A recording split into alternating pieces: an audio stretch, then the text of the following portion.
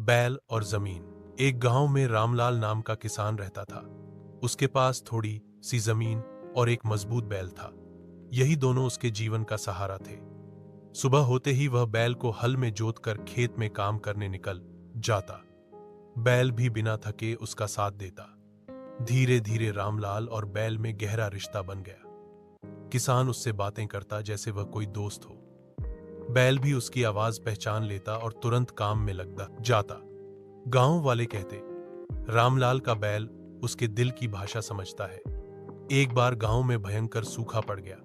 खेत सूख गए, फसलें नष्ट हो गईं। कई किसानों ने मजबूरी में अपनी जमीन और बैल बेच दिए, लेकिन रामलाल ने हार नहीं मानी।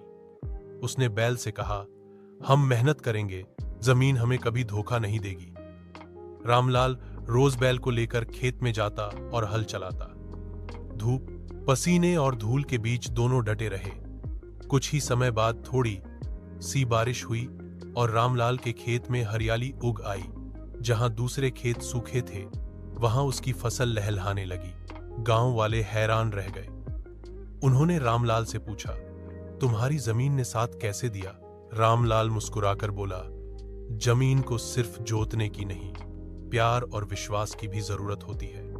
मैं और मेरा बैल दिल से मेहनत करते हैं, इसलिए जमीन हमें निराश नहीं करती। बैल उसके पास खड़ा था, मानो उसकी बातों को सच साबित कर रहा हो।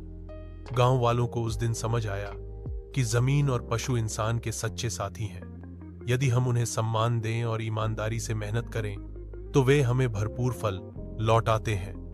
धीरे धीरे सबने अपने बैलों और जमीन का ध्यान रखना शुरू किया।